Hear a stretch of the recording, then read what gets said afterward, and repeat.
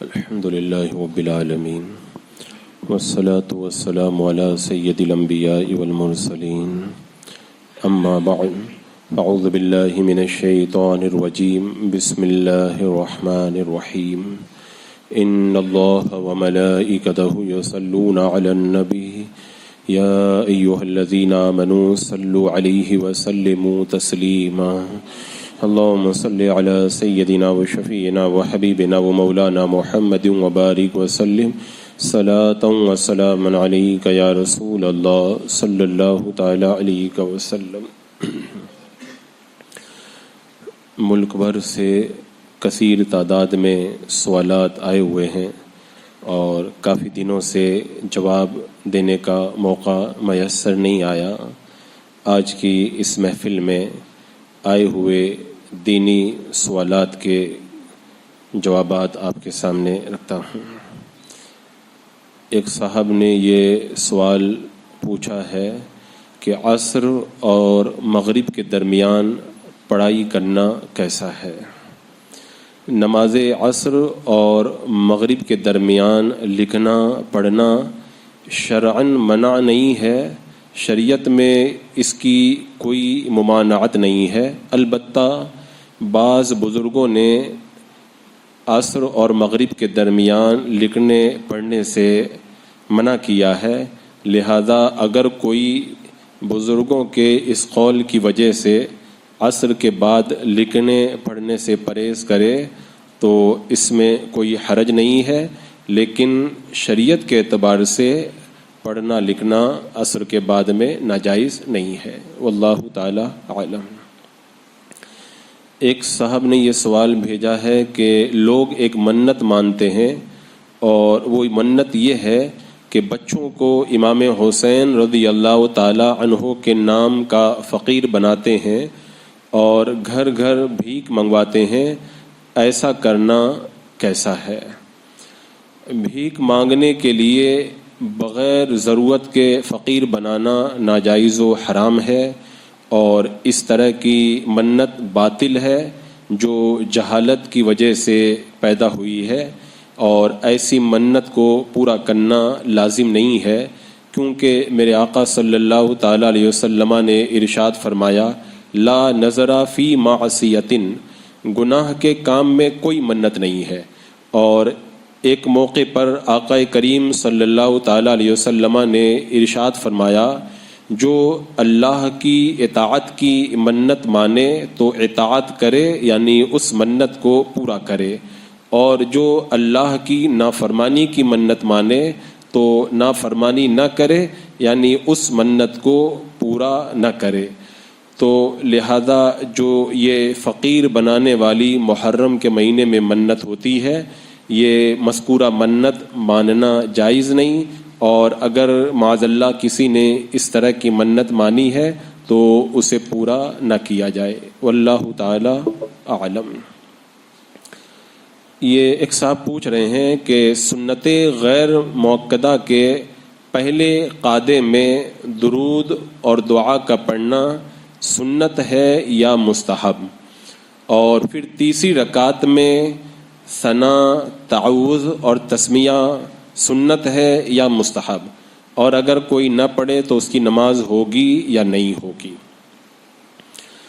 یہ سوال سنت غیر مؤکدہ کے بارے میں ہے، یعنی عصر کی فرض نماز سے پہلے جو 4 سنتیں پڑھی جاتی ہیں، یا عشاء کی فرض نماز سے پہلے جو 4 سنتیں غیر مؤکدہ پڑھی جاتی ہیں، ان سنتیں غیر مؤکدہ اور نوافل کے پہلے قعدہ میں التحیات کے بعد درود شریف پڑھنا اور دعائے معصورہ پڑھنا یہ سنت ہے، ورنہ سنت مؤکدہ میں تو 2 رکعت پر جب بیٹھتے ہیں تو التحیات پڑھ کر کھڑے ہو جاتے ہیں، آگے درود شریف اور دعائے معصورہ نہیں پڑھی جاتی ہے، لیکن سنت غیر مؤکدہ عصر اور عشاء سے پہلے والی 4 سنتوں میں قاعدہ اولیٰ میں التحیات پڑھنے کے بعد درود شریف اور دعائے معصورہ ان دونوں کا پڑھنا سنت ہے، اور پھر سنت غیر مؤکدہ کے پہلے قاعدے کے بعد جب کھڑے ہوتے ہیں تیسری رکعت کے لیے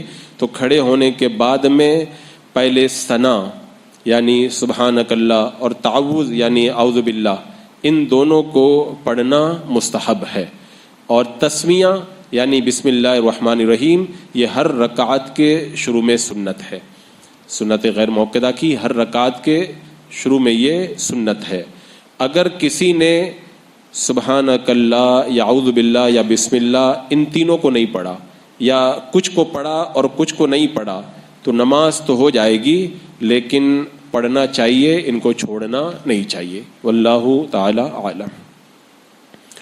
یہ کسی نے سوال کیا ہے کہ محرم الحرام کی پہلی 10 تاریخ تک کالے رنگ کا عمامہ شریف باندھنا جائز ہے یا نہیں؟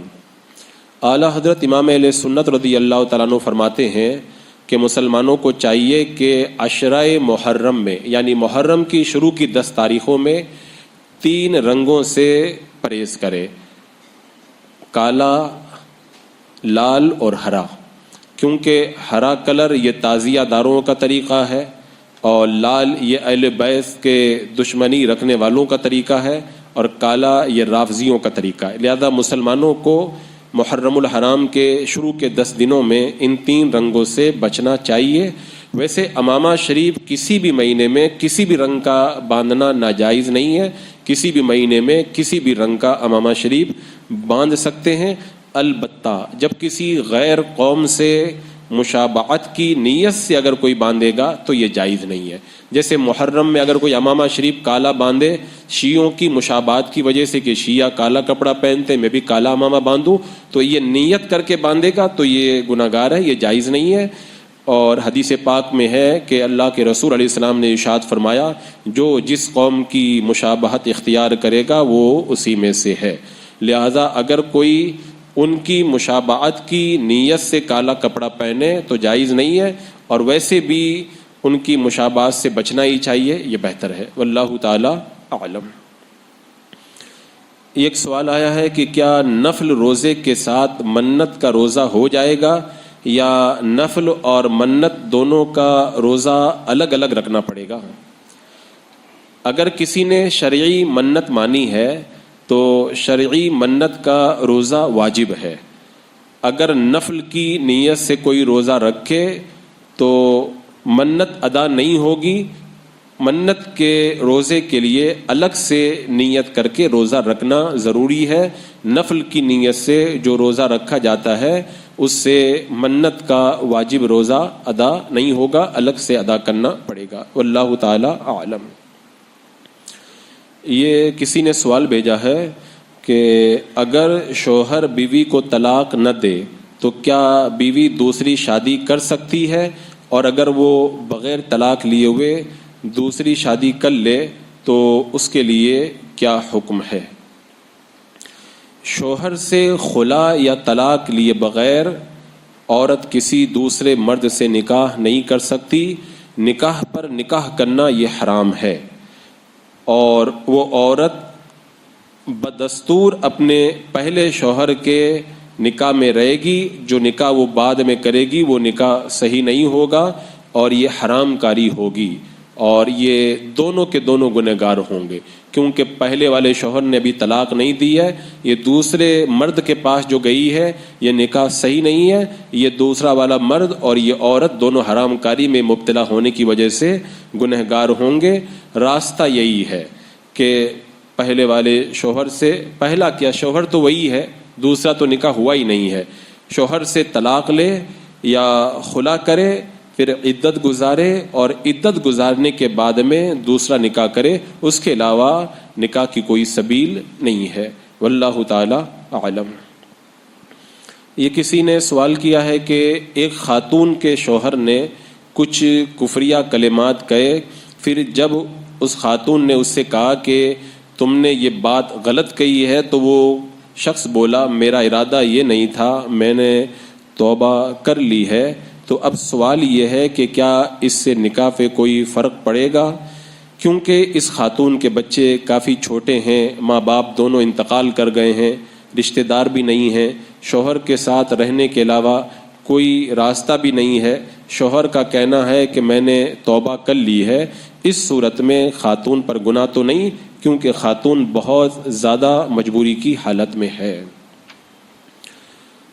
اگر شوہر نے معاذ اللہ کلمہ کفر کہا تو اس کا نکاح ٹوٹ گیا اور اس کی عورت نکاح سے نکل گئی، شوہر پر لازم ہے کفریہ کلمات سے توبہ کرے، بلکہ اس نے جتنے کفریات بکے ہیں سارے کفریات سے سچے دل سے اللہ کی بارگاہ میں توبہ کرے، کلمہ پھر سے پڑھ کے دائرہ اسلام میں داخل ہو، مسلمان ہو۔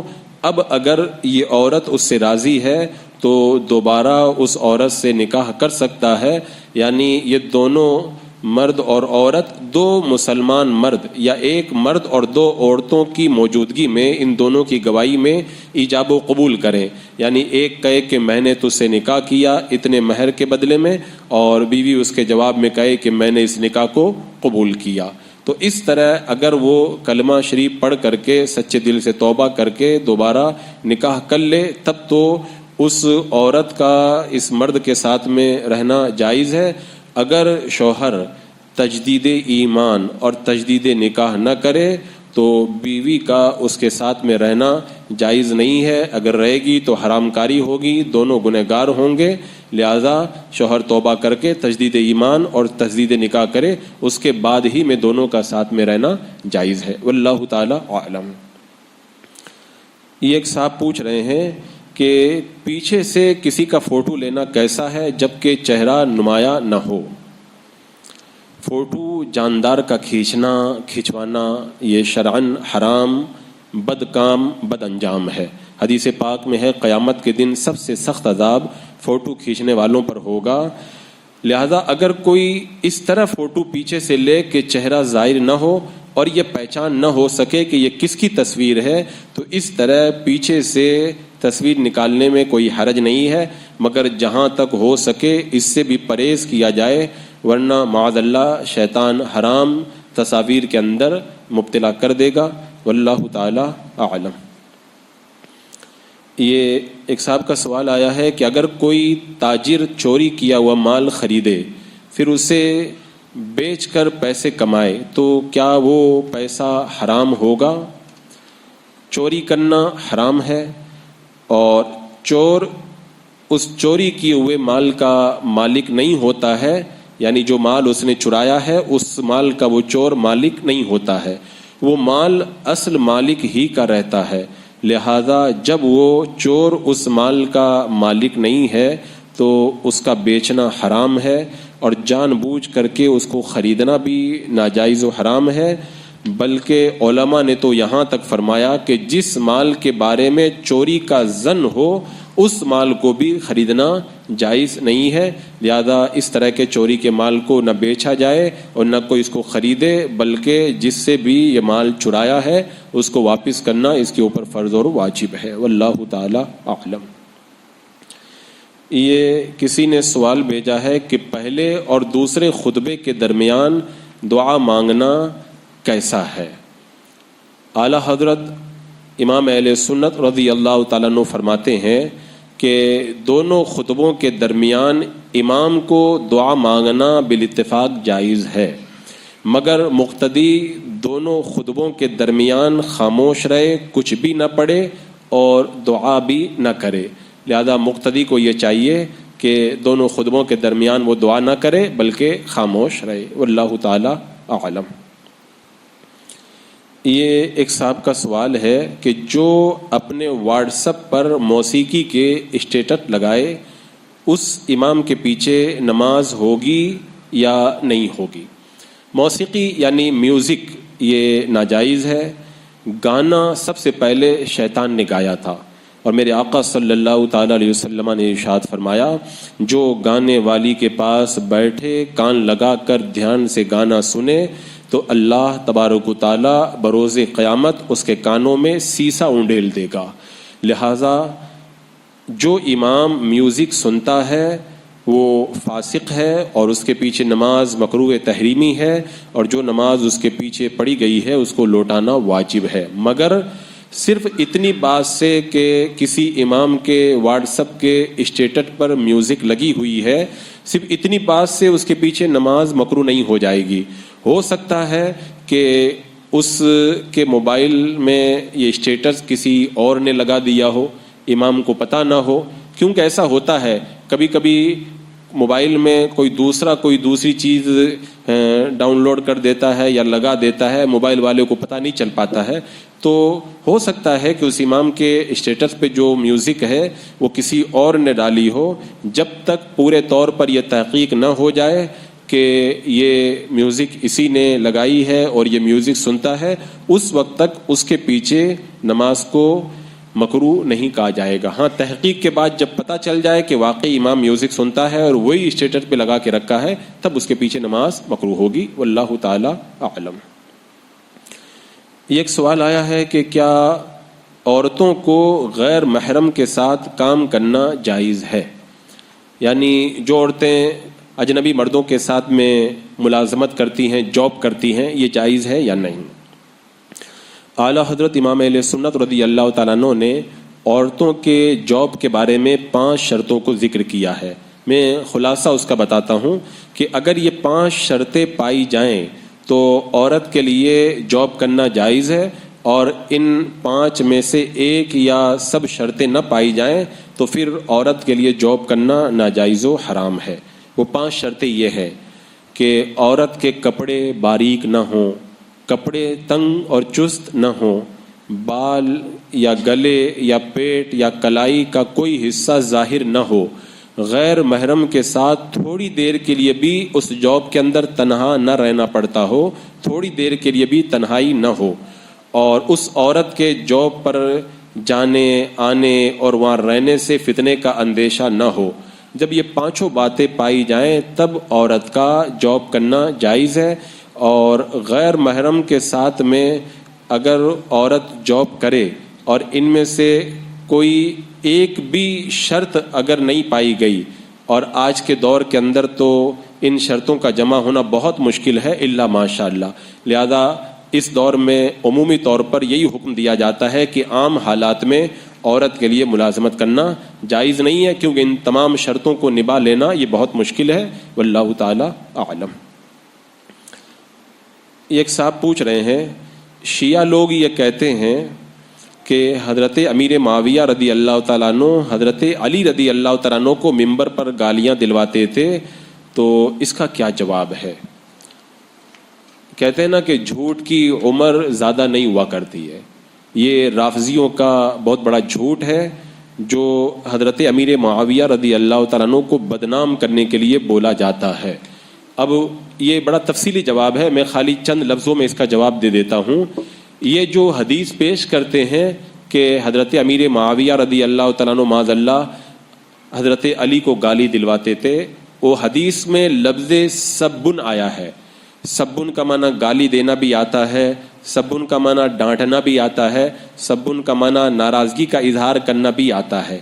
تو پہلی بات تو یہی ہے کہ اس حدیث میں جو سب کا لفظ ہے وہ گالی دینے کے معنی میں نہیں ہے، ورنہ تو معاذ اللہ ایک حدیث پاک میں ہے مسلم شریف میں فَسَبَّهُمَ النَّبِيُّ صلی اللہ تعالی علیہ وسلم، تو معاذ اللہ کیا اس کا ترجمہ یہ کریں گے کہ اللہ کے رسول نے ان دونوں کو گالی دی؟ معاذ اللہ ثم معاذ اللہ، تو یہ گالی دینے کے معنی میں نہیں ہے، یہ ناراضگی کے معنی میں ہے، اور یہ ناراضگی کیا تھی ابھی آگے بتاتا ہوں۔ دوسری بات، یہ جو کہتے ہیں نا کہ حضرت امیر معاویہ حضرت علی کو گالی دلواتے تھے، اس حدیث کا ترجمہ یہ لوگ غلط کرتے ہیں، ترجمے میں ڈنڈی مار دیتے ہیں۔ اس لیے اہل سنت سے ہم کہتے ہیں کہ بد مذہبوں کی تقریریں مت سنا کرو، ان کی کتابیں مت پڑھا کرو۔ آپ کو کیا پتا چلے گا کہ انہوں نے جو ترجمہ کیا ہے کہ صحیح کیا ہے کہ غلط کیا ہے؟ اب جیسے انہوں نے یہ حدیث لکھ دی، امر معاویۃ بن ابی سفیان سعدا فقال ما منعک ان تسب ابا التراب، یہ حدیث لکھی، ترجمہ معلوم ہے کیا کیا؟ ترجمہ یہ کیا کہ امیر معاویہ نے سعد بن ابی وقاص کو حکم دیا کہ علی کو گالی دیں، تو حضرت سعد نے انکار کر دیا۔ یہ بتاؤ کتنا غلط ترجمہ انہوں نے یہاں پر کیا۔ اب ہمارا سنی بھولا بالا کہتا ہے کہ وہ بھی حدیث اور قرآن بیان کرتے ہیں، سننے میں کیا حرج ہے؟ معلوم ہے اس میں کیا کیا؟ یہاں پر امرا معاویتو ہے، تو اس کا ترجمہ اس نے کیا کہ حضرت امیر معاویہ نے حکم دیا، حالانکہ یہ ترجمہ غلط ہے. ترجمہ اس کا یہ ہے حضرت امیر معاویہ نے حضرت سعد کو امیر حج بنایا, یعنی حج کا امیر بنا کر کے بھیجا. تو اس کا انہوں نے ترجمہ کر دیا کہ حضرت امیر معاویہ نے کہا کہ تم گالی دو, پہلی بات. اور دوسری بات اس میں جو یہ ہے کہ حضرت امیر معاویہ نے گالی دینے کا حکم دیا, یہ دوسرا جملہ حکم کے لیے نہیں ہے, سوال کے لیے ہے.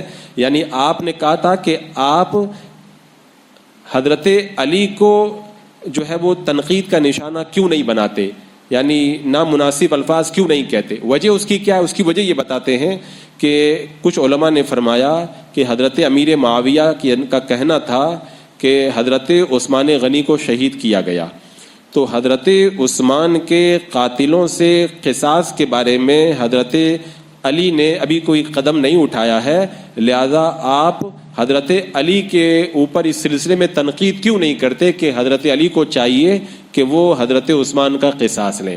تو انہوں نے ایک بات کہی تھی کہ ان کو قصاص لینا چاہیے, تو حضرت سعد نے جواب میں حضرت علی کی فضیلت کو گنا دیا. تو یہ اتنی چھوٹی سی بات تھی, ان رافضیوں نے اس کا غلط سلط ترجمہ کر کے کہاں سے کہاں ملا کر کے معاذ اللہ یہ کہہ دیا کہ حدیث میں ہے کہ حضرت امیر معاویہ حضرت علی کو گالی دلواتے تھے. معاذ اللہ, یہ تو میں نے مختصر بیان کیا, ورنہ اس کا تفصیلی جواب علماء اہل سنت نے دے دیا ہے. واللہ تعالی اعلم. ایک صاحب کا یہ سوال ہے, ایک عام آدمی روحانی مقام کیسے حاصل کر سکتا ہے؟ عام آدمی روحانی مقام کیسے حاصل کرے, یہ تو بڑا تفصیل طلب جواب ہے. میں چند جملوں میں بتا دوں کہ کوئی عام آدمی اگر چاہتا ہے کہ مجھے روحانیت مل جائے تو اس کے لیے کیا کرے. سب سے پہلا کام, مذہب اہل سنت و جماعت پر مضبوطی سے ڈٹ جائے. وہابی, دیوبندی, رافضی, تبلیغی, مودودی, ندوی, نیچری, غیر مقلد, قادیانی وغیرہ گمراہوں سے بالکل دوری اختیار کرے. اللہ تبارک و تعالیٰ کی بارگاہ میں اپنے گناہوں سے سچی توبہ کرے. جو نمازیں قضا ہو گئی ہیں ان کو جلد ادا کرے. روزے اگر اس کے ذمہ باقی ہیں, زکوٰۃ نہیں ادا کی ہے تو جلد سے جلد روزے پورے رکھ لے اور زکوٰۃ ادا کر دے. حج اگر فرض ہو تو حج ادا کر لے.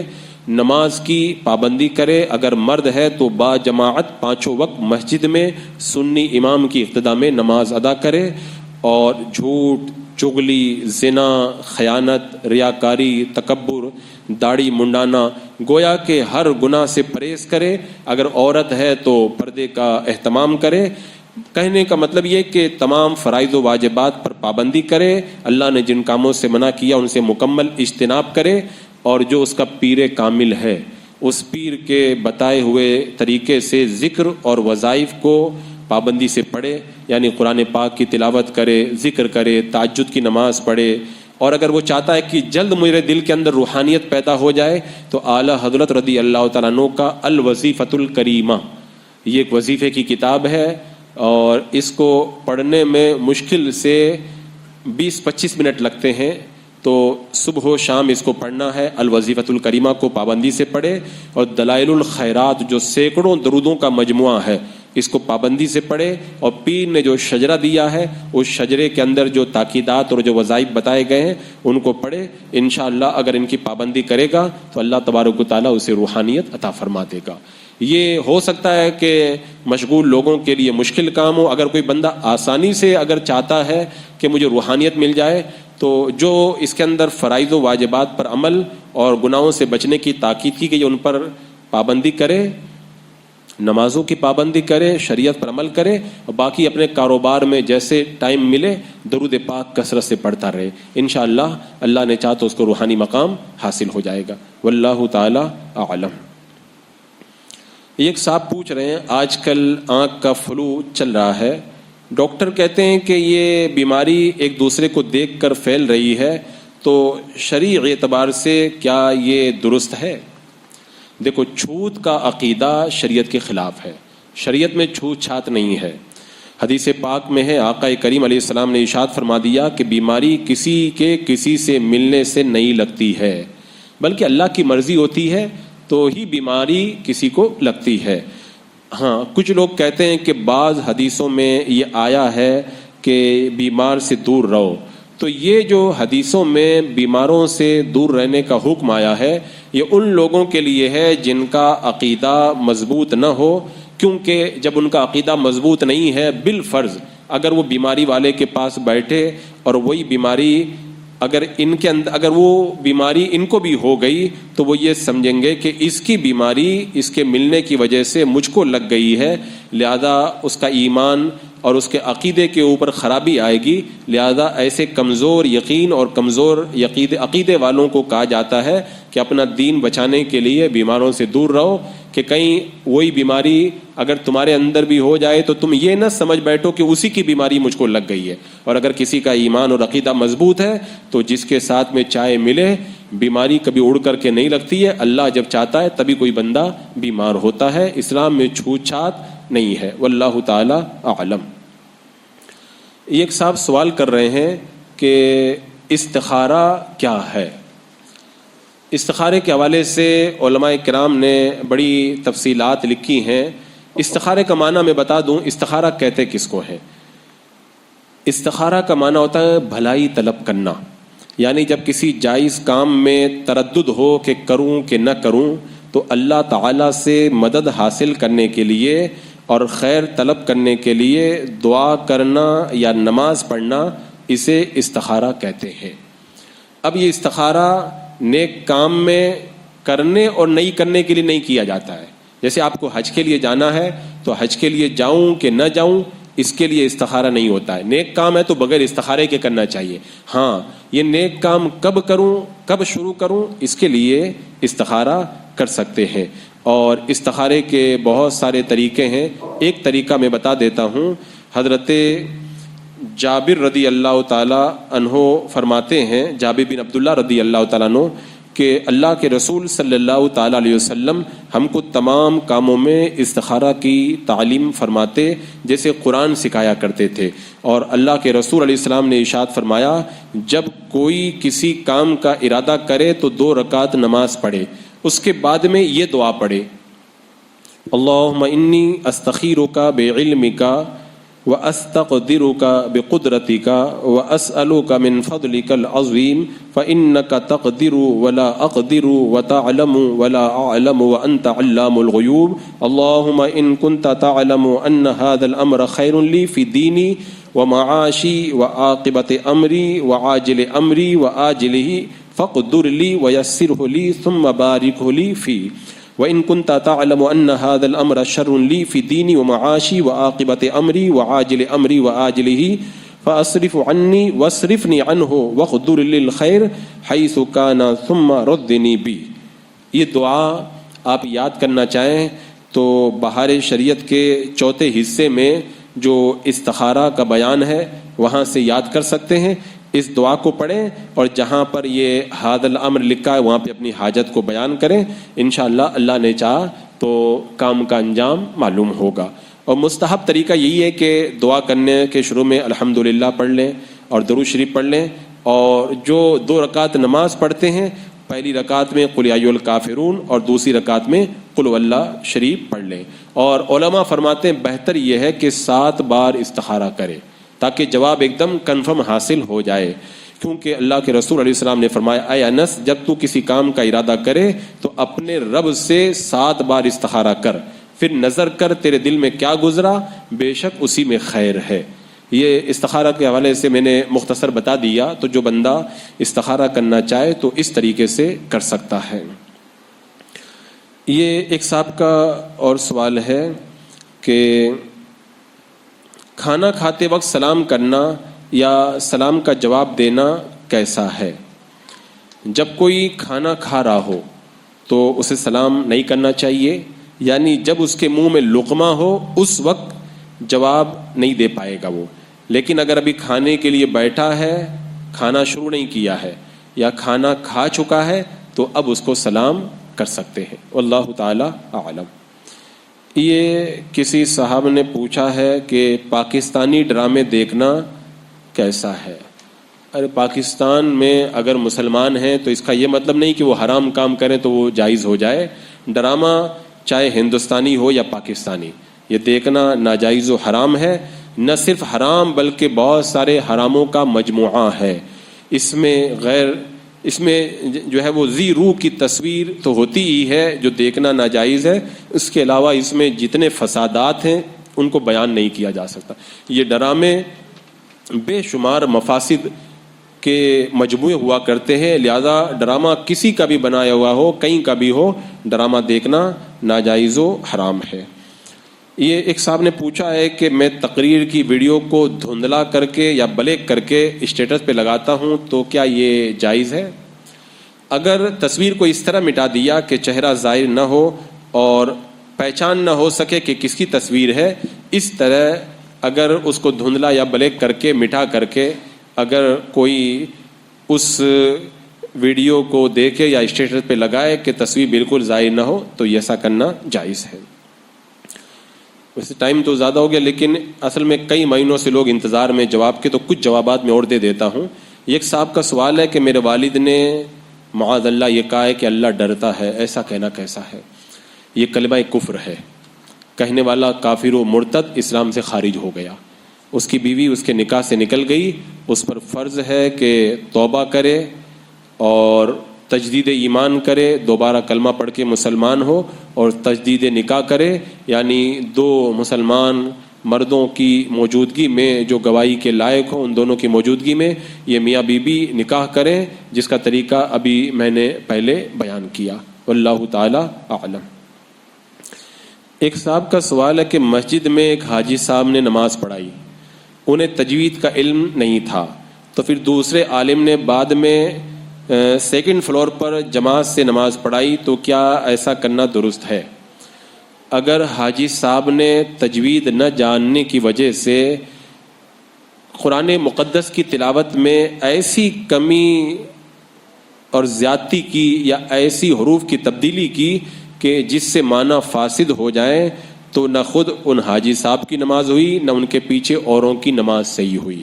تو جو بعد میں کسی عالم نے جو صحیح القرأت ہے، طہارت بھی صحیح ہے اور فاسق نہیں ہے، اس نے اگر جماعت کروائی تو ایسا کرانا درست ہے، کیونکہ حاجی صاحب نے جو نماز پڑھائی جب وہ معنی کے فاسد ہونے کی وجہ سے نماز صحیح نہیں ہوئی تو عالم جو امامت کے لائق ہے وہ نماز پڑھائے گا، تو چاہے فرسٹ فلور پہ پڑھائے، چاہے سیکنڈ فلور پہ، چاہے مسجد ہی میں پڑھائے، اس کا نماز پڑھانا جائز اور درست ہے۔ واللہ تعالی اعلم۔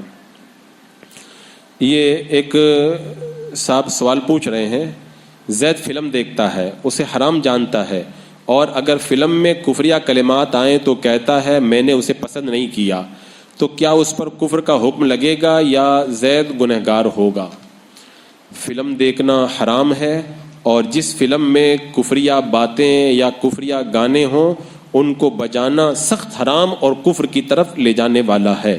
اگر کوئی فلم کے اندر آنے والے کفریہ کلمات یا کفریہ گانوں کو اچھا سمجھ کر دیکھے یا سنے تو دیکھنے یا سننے والا بھی کافر ہو جائے گا، کیونکہ جیسے کفر کفر ہے ایسے ہی کفر پر راضی ہونا بھی کفر ہے۔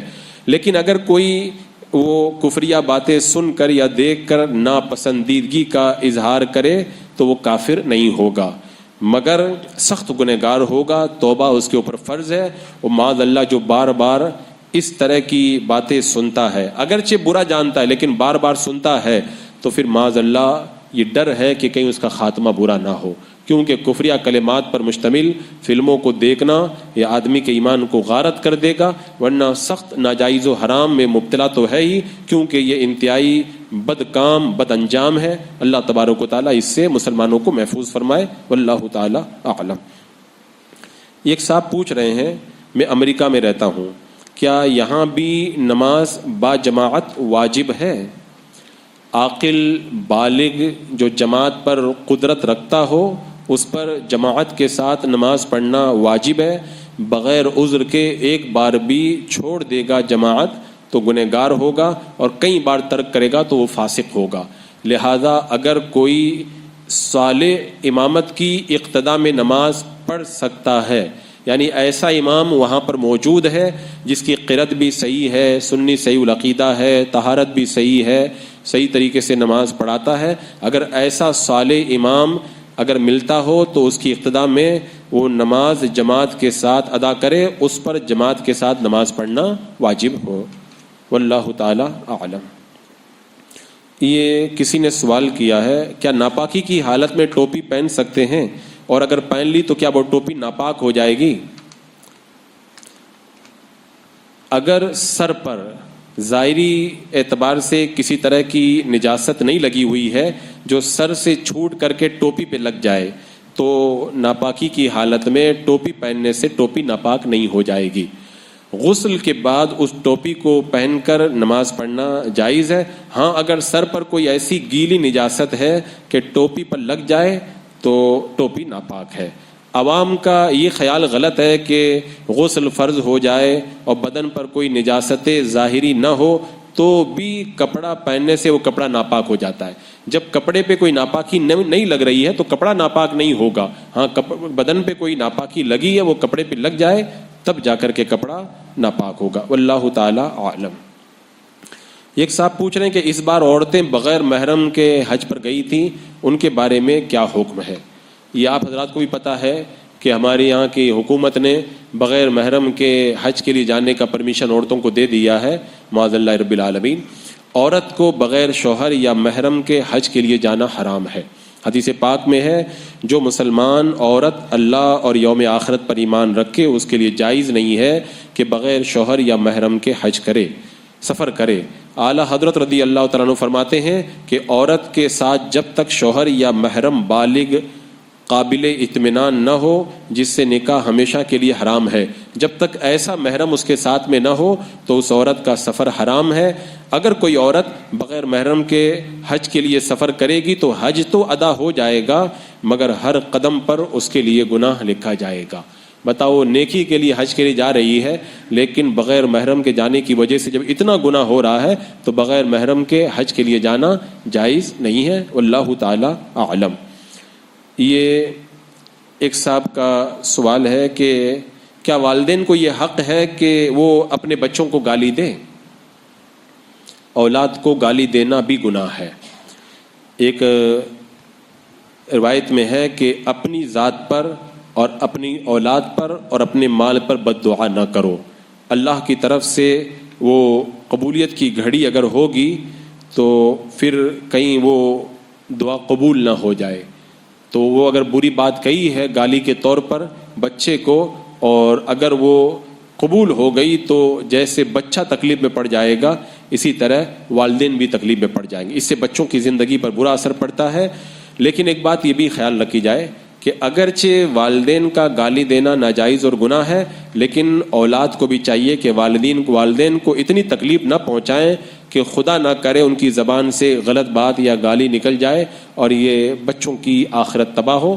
تو بچوں کو بھی اپنے والدین کو تکلیف پہنچانے سے پرہیز کرنا چاہیے اور والدین کو چاہیے کہ ہرگز اپنی اولاد کو گالی نہ دیں۔ واللہ تعالی اعلم۔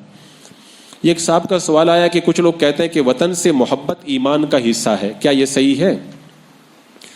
اعلیٰ حضرت رضی اللہ تعالیٰ عنہ فرماتے ہیں یہ حدیث سے ثابت نہیں ہے، کسی کا قول ہے۔ یعنی بعض لوگ یہ کہتے ہیں کہ حدیث پاک میں ہے کہ وطن کی محبت ایمان کا حصہ ہے، تو اعلیٰ حضرت رضی اللہ تعالیٰ عنہ فرمایا کہ یہ حدیث سے ثابت نہیں ہے۔ یعنی جو حدیث کا نام لے کے بیان کرتے ہیں یہ حدیث پاک نہیں ہے، ہاں کسی کا قول ہے۔ تو جائز کاموں کے اندر وطن کی محبت رکھنا یہ اچھی بات ہے لیکن اس کو حدیث سمجھنا یہ درست نہیں ہے جب تک کہ اس کا حدیث ہونا ثابت نہ ہو جائے۔ واللہ تعالی اعلم۔ سوالات تو بہت سارے ہیں اور وقت بھی زیادہ ہو رہا ہے، لوگ کافی دنوں سے انتظار میں بھی۔ ایک دو سوال میں اور بتا دیتا ہوں۔ یہ ایک صاحب کا سوال ہے کہ میرے گھر میں 3 بچے ہیں تو کیا میں ایک بڑے جانور میں اپنے تینوں بچوں کا عقیقہ کر سکتا ہوں؟ بڑے جانور یعنی گائے وغیرہ میں عقیقہ کرنا جائز ہے۔ جس طرح قربانی کے 7 حصے ہوتے ہیں اسی طرح عقیقہ میں بھی بڑے جانور میں 7 حصے ہوتے ہیں، اور افضل اور بہتر طریقہ یہ ہے کہ لڑکے کے لیے 2 حصے ہوں اور لڑکی کے لیے 1 حصہ ہو۔ اگر کسی نے لڑکے کے عقیقے میں 1 حصہ رکھا تب بھی کوئی حرج نہیں ہے، لہذا جس کے 3 لڑکے ہیں وہ بڑے جانور میں عقیقہ کرنا چاہ رہا ہے تو عقیقہ کر سکتا ہے۔ اگر تینوں لڑکے ہیں تو تینوں کے نام کے 2 حصے رکھ دیں، اور اگر ان میں سے کوئی لڑکی ہے تو لڑکی کے نام کا 1 حصہ اور لڑکوں کے نام کے 2 حصے رکھے۔ واللہ تعالی اعلم۔ یہ ایک سوال آیا ہے کہ بچے کا نام محمد شیس رکھ سکتے ہیں یا نہیں؟ محمد شیس نام رکھنا جائز ہے، رکھ سکتے ہیں۔ حضرت آدم علیہ السلام کے بیٹے کا نام شیس ہے، اور میرے آقا صلی اللہ تعالیٰ علیہ وسلم کا نام پاک محمد صلی اللہ تعالیٰ علیہ وسلم۔ اس کی فضیلتیں تو بڑی معروف ہیں۔ اگر کوئی ان انبیاء کرام کی نسبتوں سے برکتیں حاصل کرنے کے لیے یہ نام رکھے تو انشاءاللہ اس کی اچھی نیت کے مطابق اللہ تبارک و تعالیٰ اس کی اولاد کو اور اس کو ان برکتوں سے مالا مال فرمائے گا، واللہ تعالیٰ عالم۔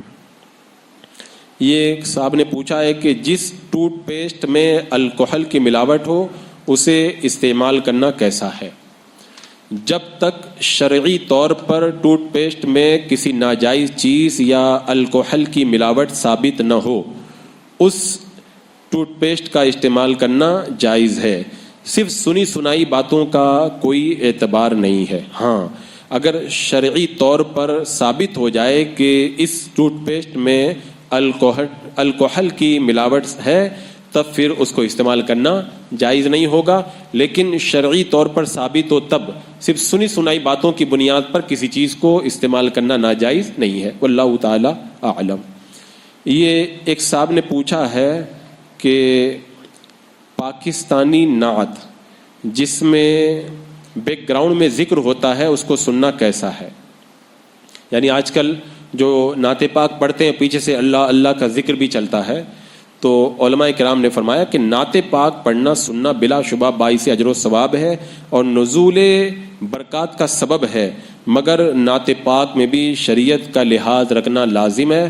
میوزک یا مزامیر کے ساتھ میں نعت پاک سننا جائز نہیں ہے، پڑھنا بھی جائز نہیں ہے۔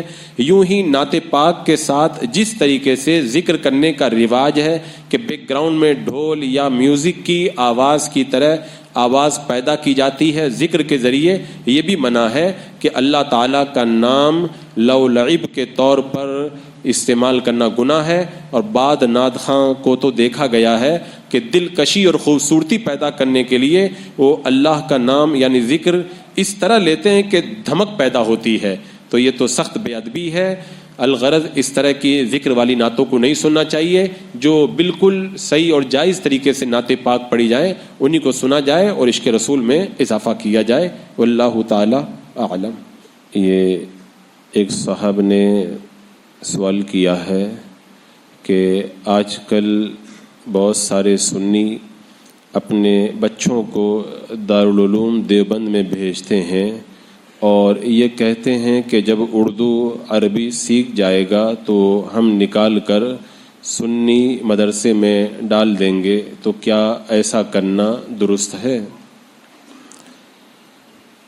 وہابی دیوبندی سے بچوں کو پڑھنا اور پڑھوانا ناجائز و حرام ہے، کیونکہ علماء اہل سنت کے فتاوی کی روشنی میں وہابی دیوبندی کافر و مرتد ہیں، اور اعلیٰ حضرت امام اہل سنت رضی اللہ تعالیٰ عنہ نے فرمایا کہ وہابی دیوبندی مولویوں سے کسی بھی بے دین سے علم دین حاصل کرنا، علم دین سیکھنا اور ان کو اپنا استاد بنانا ہرگز جائز نہیں ہے۔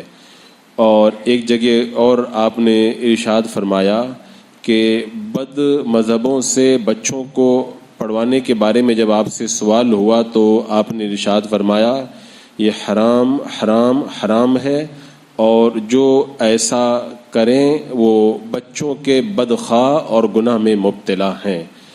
اور امام محمد بن سیری رضی اللہ تعالیٰ عنہ جو حضرت انس رضی اللہ تعالیٰ عنہ کے شاگرد ہیں، آپ کی بارگاہ میں دو بد مذہب آئے اور عرض کی کچھ آیات قرآن کی ہم آپ کو پڑھ کر کے سنائیں۔ آپ نے فرمایا میں نہیں سننا چاہتا۔ انہوں نے کہا کہ کچھ اللہ کے رسول علیہ السلام کی حدیثیں سنا دیں۔ آپ نے فرمایا میں نہیں سنتا۔ ان لوگوں نے اصرار کیا تو آپ نے ارشاد فرمایا تم یا تو اٹھ کر کے چلے جاؤ یا پھر میں اٹھ کر کے چلا جاتا ہوں۔ وہ جب چلے گئے تو لوگوں نے پوچھا کہ حضور آپ قرآن کی آیت یا حدیث سن لیتے تو کیا ہوتا؟ آپ نے ارشاد فرمایا میں نے خوف کیا کہ وہ آیات یا حدیث کے ساتھ کچھ تعویل نکالیں اور وہ میرے دل میں بیٹھ جائے تو میں ہلاک ہو جاؤں۔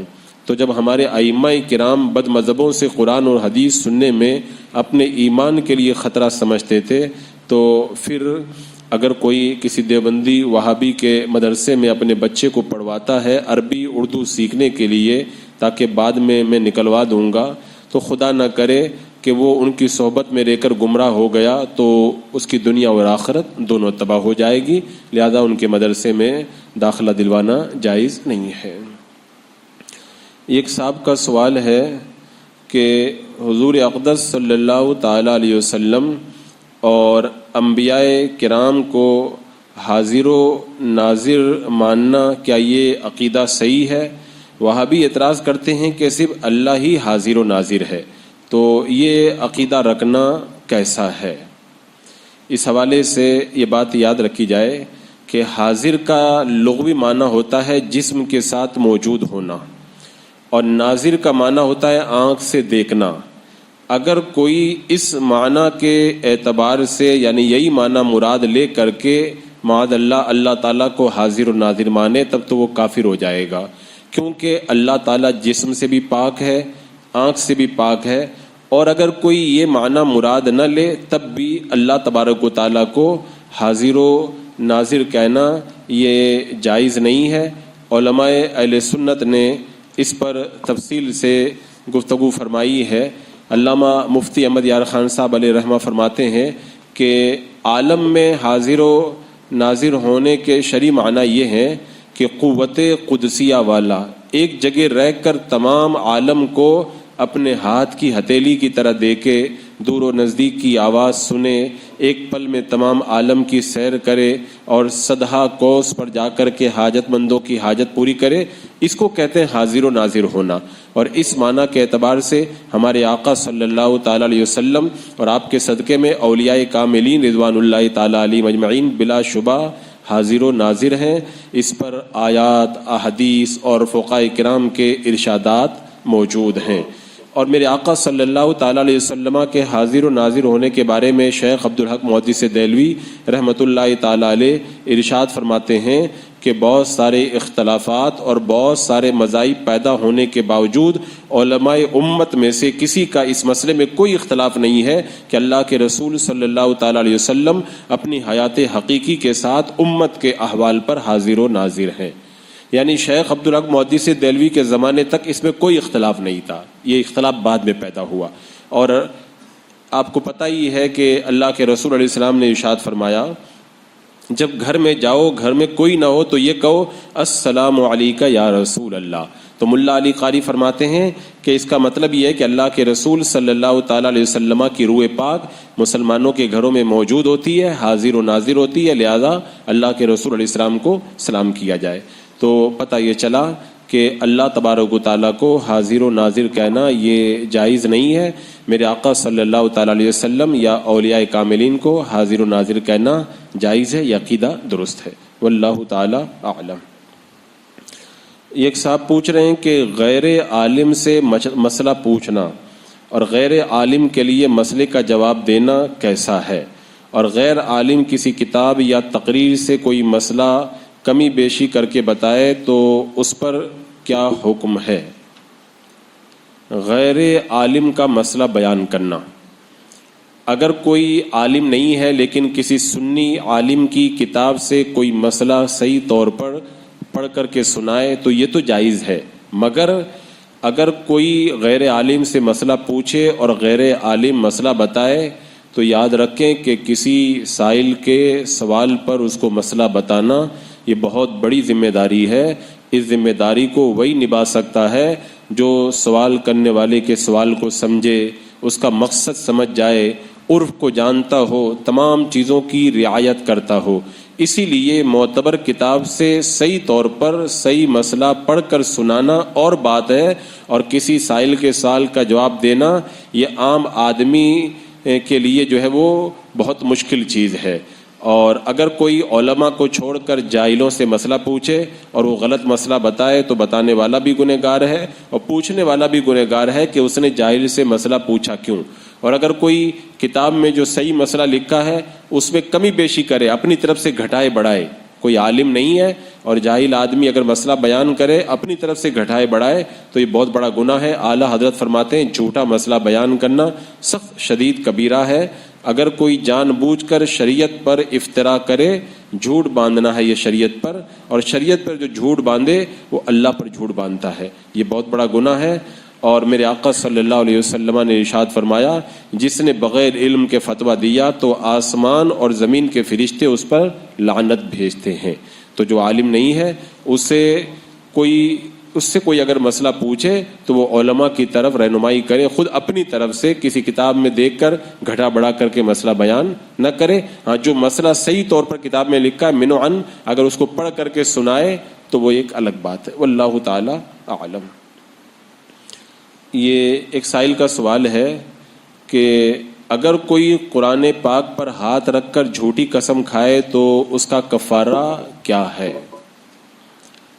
اگر قرآن اٹھا کر شرعی قسم کھائے، مثلا اللہ کی قسم یا قرآن پاک کی قسم، تو یہ قسم ہے، اور قرآن پاک ہاتھ میں لے کر قسم کھانے سے اس قسم کے اندر مضبوطی پیدا ہو جاتی ہے، وہ قسم موقت ہو جاتی ہے۔ اور کوئی اگر جھوٹی بات پر قرآن اٹھا کر کے قسم کھائے، ہاں اگر کوئی قرآن پاک ہاتھ میں لے لے یا قرآن پر ہاتھ رکھ کے مگر قسم نہ کھائے، یہ نہ کہے اب اگر قرآن کو ماضی میں ہونے والے کسی کام کے بارے میں جان بوجھ کر جھوٹی قسم کھا لے کہ معاذ اللہ یہ کہہ دے میں اللہ کی قسم کھا کے کہتا ہوں میں نے یہ کام کیا ہے حالانکہ اس نے نہیں کیا ہے، تو یہ ناجائز اور حرام ہے۔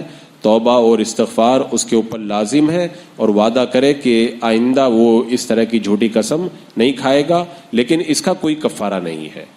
اور دوسری قسم یہ ہے کہ مستقبل کے بارے میں قسم کھائے کہ میں قسم کھاتا ہوں اللہ کی کہ میں ایسا کروں گا۔ اگر کوئی اس طرح کی قسم کھائے اور قسم کو توڑے تو یہ جائز نہیں ہے، اور اگر توڑ دے گا تو کفارہ دینا پڑے گا۔ کفارہ کیا ہے؟ 10 مسکینوں کو، 10 فقیروں کو دونوں ٹائم بھر پیٹ کھانا کھلائے یا ان کو کپڑے پہنائے، اور اگر ان دونوں کی طاقت نہیں ہے تو مسلسل 3 روزے رکھے، یہ قسم کا کفارہ ہے۔ واللہ تعالی اعلم۔ ایک سائل کا سوال ہے کہ مسجد میں قبلہ کتنے ڈگری سیدھا ہونا چاہیے؟ جو قبلہ کی طرف رخ کر کے نماز پڑھے اور وہ آئینِ کعبہ سے دائیں بائیں 25 ڈگری اگر انحراف کرے، یعنی 25 ڈگری کے باہر ہو جائے تو اس کی نماز فاسد ہو جائے گی، اور اگر 45 ڈگری جو جہت قبلہ کو رخ کر کے نماز پڑھے اور آئینِ کعبہ سے 45 ڈگری انحراف کرے، یعنی 45 ڈگری کے باہر ہو جائے تو نماز فاسد ہو جائے گی، اور 45 ڈگری کے اندر ہے تو نماز ہو جائے گی، مگر جہاں تک ہو سکے بالکل انحراف نہ کرے۔ مستحب یہی ہے کہ بالکل کعبہ کی طرف رخ کر کے نماز پڑھے۔ لیکن اگر کوئی کعبہ شریف کی طرف منہ کر کے نماز پڑھ رہا، تھوڑا سا کعبہ سے ہٹ گیا لیکن 45 ڈگری کے اندر ہے تو نماز ہو جائے گی، اس کے اندر کوئی۔ ایک صاحب کا سوال ہے کہ وہابی کہتے ہیں کہ تم ثواب سمجھ کے کھانے کو سامنے رکھ کر فاتحہ کرتے ہو، اگر یہ ثواب ہوتا تو اللہ کے رسول صلی اللہ تعالیٰ علیہ وسلم اور صحابہ کرام نے بھی کیا ہوتا۔ یہ آج کے اس دور کے اندر وہابیوں کا یہ ایک بہت بڑا فریب ہے کہ کوئی بھی کام کریں گے اعتراض کے طور پر تو وہ یہی کہیں گے کہ بتاؤ صحابہ نے کہاں کیا ہے، تم لوگ کر رہے ہو، صحابہ نے نہیں کیا تو تم لوگ کیوں کر رہے ہو؟ تو پہلی بات تو یہ ہے کہ کھانا سامنے رکھنا ضروری نہیں ہے، سامنے رکھ کے بغیر بھی فاتحہ پڑھ سکتے ہیں۔ اللہ کے رسول صلی اللہ تعالیٰ علیہ وسلم نے حضرت سعد کی ماں کے لیے جو کنواں کھدوایا گیا تھا اس کے پاس میں کھڑے ہو کر کے فرمایا ہذہ لأم سعد، یہ سعد کی ماں کے لیے ہے، یعنی اس کا ثواب سعد کی ماں کو پہنچے۔ تو اس سے پتہ چلا کہ سامنے ہونا یہ اچھی بات ہے، اور ظاہر سی بات ہے کھانے کو سامنے ہی رکھا جاتا ہے، پیٹھ کے پیچھے کوئی نہیں رکھتا ہے۔ تو اب رہ گیا یہ سوال کہ فاتحہ پڑھتے ہیں یہ کہاں سے ثابت ہے؟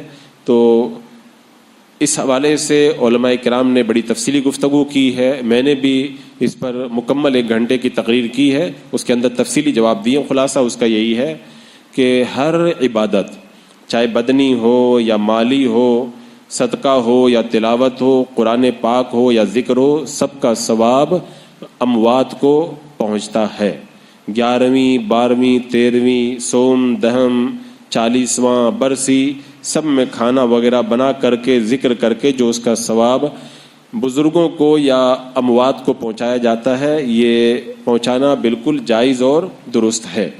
اور کھانا سامنے رکھ کر ہاتھ اٹھا کے دعا کرنا، یہ بھی اللہ کے رسول صلی اللہ تعالیٰ علیہ وسلم سے ثابت ہے، جیسا کہ ابو داؤد کی حدیث پاک ہے، اللہ کے رسول علیہ السلام نے دست مبارک اٹھا کر دعا فرمائی، اس کے بعد میں کھانا تناول فرمایا۔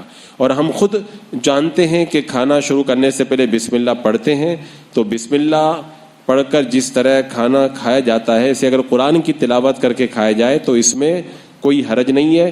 شاہ عبدالعزیز محدث دہلوی رحمۃ اللہ تعالی علیہ فرماتے ہیں، جس کھانے پر حضرت امام حسن اور امام حسین کی نیاز کرائیں تو اس پر فاتحہ اور درود شریف پڑھنا یہ باعث برکت ہے۔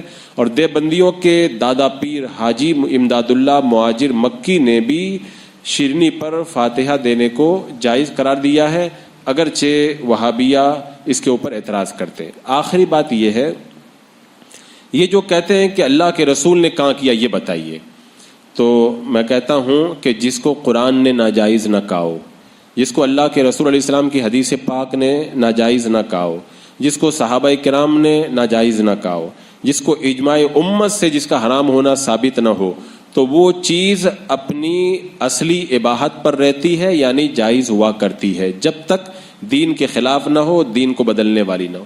اور میں اپنی طرف سے نہیں کہتا، میرے آقا صلی اللہ تعالی علیہ وسلم نے ارشاد فرمایا کہ الحلال ما احل اللہ فی کتابی والحرام ما حرم اللہ فی کتابی وما سکت عنہ فہو مما عفا عنہ۔ حلال وہ ہے جس کو اللہ نے اپنی کتاب میں حلال کیا، حرام وہ ہے جس کو اللہ نے اپنی کتاب میں حرام کیا، اور جس سے سکوت اختیار کیا وہ معاف ہے۔ اب اگر کوئی کہتا ہے کہ فاتحہ جائز نہیں ہے تو بتاؤ اللہ نے یا اللہ کے رسول نے اس کو کہاں پہ حرام کہا ہے؟ تو جب حرام نہیں کہا تو جو خاموشی جس سے اختیار کی گئی وہ حلال ہی ہوگا۔ اور ایک بات میں اور یہ بھی بتا دوں، اگر وہابیوں کے اصول کے مطابق چلا جائے کہ صحابہ نے نہیں کیا ہو وہ ناجائز ہوا کرتا ہے، تو وہابی کتنے ایسے کام کرتے ہیں جو صحابہ نے نہیں کیا ہے، تو پھر وہ سارے کام ناجائز ہو جائیں گے۔ بہرحال یہ ان کا فریب ہے، اہل سنت کو ان کے فریب کے اندر گرفتار نہیں ہونا چاہیے۔ یہ ایک صاحب کا سوال ہے کہ کوئی سنی جلوس محمدی میں نہیں جائے تو اس کے اوپر کیا حکم لگے گا؟ اللہ کے رسول صلی اللہ تعالی علیہ وسلم کی ولادت باسعادت اللہ تبارک و تعالیٰ کا بہت بڑا انعام ہے۔ خود اللہ تبارک و تعالیٰ نے فرمایا لقد من اللہ علی المؤمنین اذ بعث فیہم رسولا، اللہ تعالیٰ نے مسلمانوں پر بڑا احسان کیا کہ انہی میں سے رسول بھیجا۔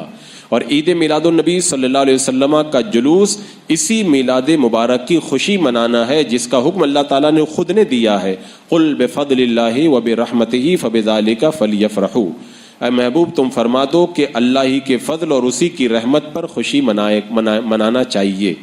تو لہذا جلوس محمدی صلی اللہ علیہ وسلم جس میں حمد نعت ہو، کوئی شریعت کے خلاف کام نہ ہو، اس میں شرکت کرنا باعث اجر و ثواب ہے، بے شمار برکات کا سبب ہے۔ اگر کوئی اس کو جائز سمجھے مگر کسی مجبوری کی وجہ سے اس میں شریک نہ ہو، اس پر کوئی گناہ نہیں ہے، کوئی الزام نہیں ہے۔ ہاں اگر کوئی نام کا سنی اس کو ناجائز سمجھ کر اس میں شرکت نہ کرے تو وہ ضرور شریعت کے اوپر بہتان رکھنے والا ہے، اس کو اس سے توبہ کرنا چاہیے، واللہ تعالی اعلم۔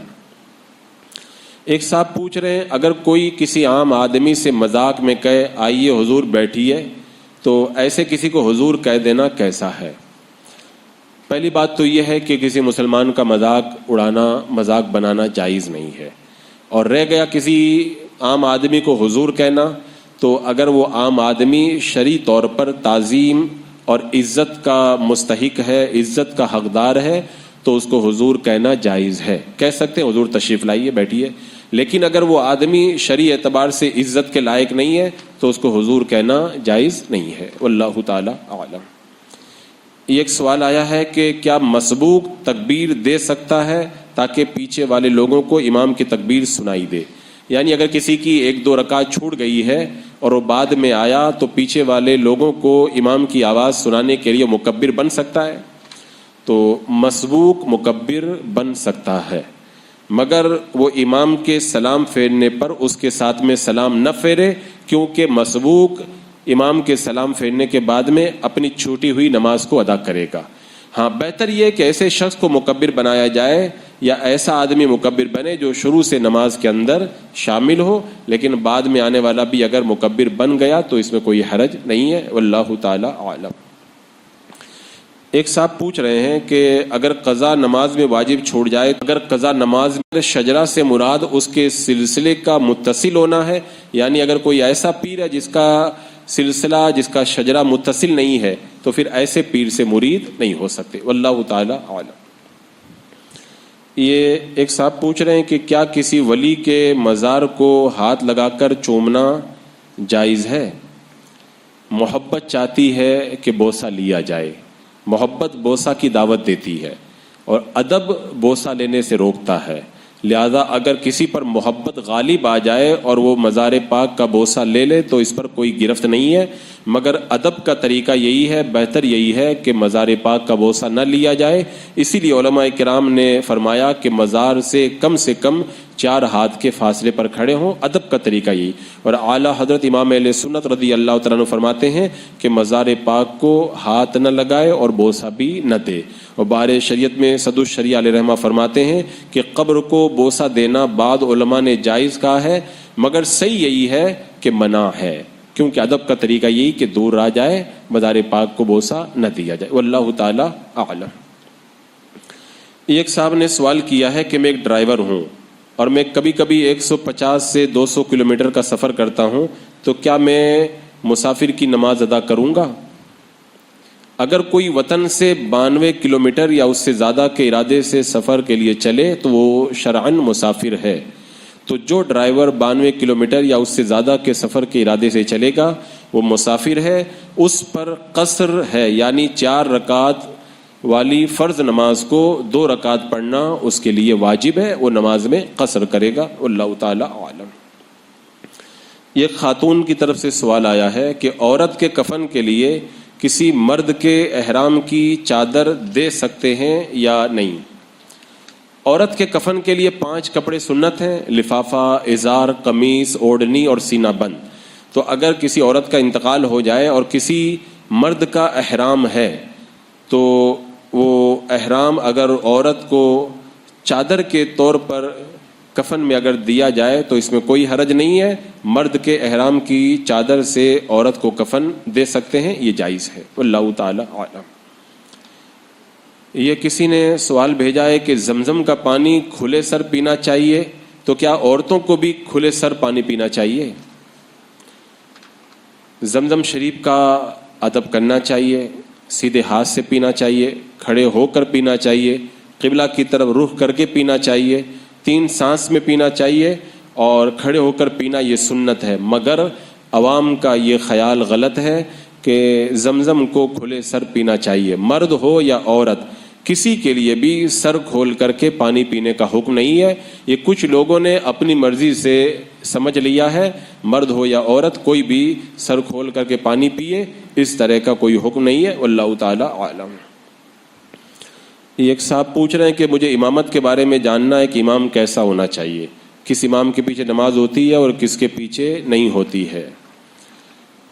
امام کیسا ہونا چاہیے؟ سنی صحیح العقیدہ ہو، وضو غسل طہارت صحیح رکھتا ہو، فاسق مولن نہ ہو، قرآن مجید ایسا غلط نہ پڑھتا ہو جس سے نماز فاسد ہو جائے، وہابی دیوبندی وغیرہ نہ ہو، اور یوں ہی وہابی دیوبندی کو اچھا جاننے والا بھی نہ ہو، اور امامت کے خلاف جتنی باتیں ہیں ان تمام سے پاک ہو، اسی کو امام بنانا چاہیے۔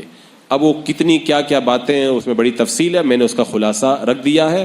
یہ امامت کے مطابق جو چیزیں پائی جانی ضروری ہیں اگر اس کے اندر پائی جائیں تو اس کو امام بنانا جائز ہے، اور ان میں سے اگر کوئی شرط اس کے اندر موجود نہ ہو تو اس کو امام نہ بنایا جائے، واللہ تعالی عالم۔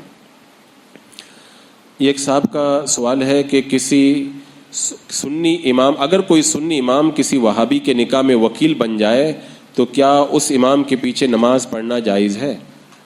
وہابی عقائد کفریہ کی وجہ سے مرتد ہیں اور مرتد کا نکاح کسی سے نہیں ہو سکتا، لہذا کسی سنی صحیح العقیدہ کے لیے وہابی کے نکاح کا وکیل بننا صحیح نہیں ہے۔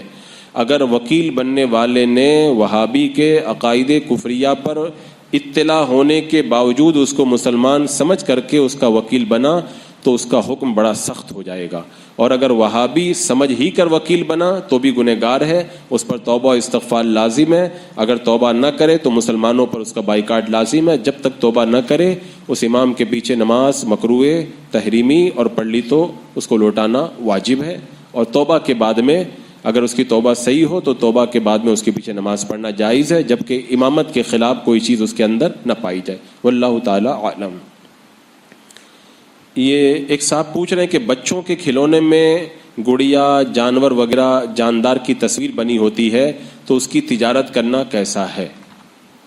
مٹی کے علاوہ مثلا کپڑا، لکڑی، پیتل، لوہا وغیرہ سے جاندار چیزوں کے کھلونے بنائے جاتے ہیں، وہ کھلونے بچوں کو کھیلنے کے لیے دیے جاتے ہیں، ان کا بیچنا اور خریدنا جائز ہے، کیونکہ تصویر کو عزت کے طور پر گھر میں رکھنا منع ہے، مطلقاً منع نہیں ہے، اور بچوں کو جو یہ کھلونے دیے جاتے ہیں وہ اعجاز اور عزت کے طور پر نہیں رکھے جاتے ہیں، کھیلنے کے لیے رکھے جاتے ہیں۔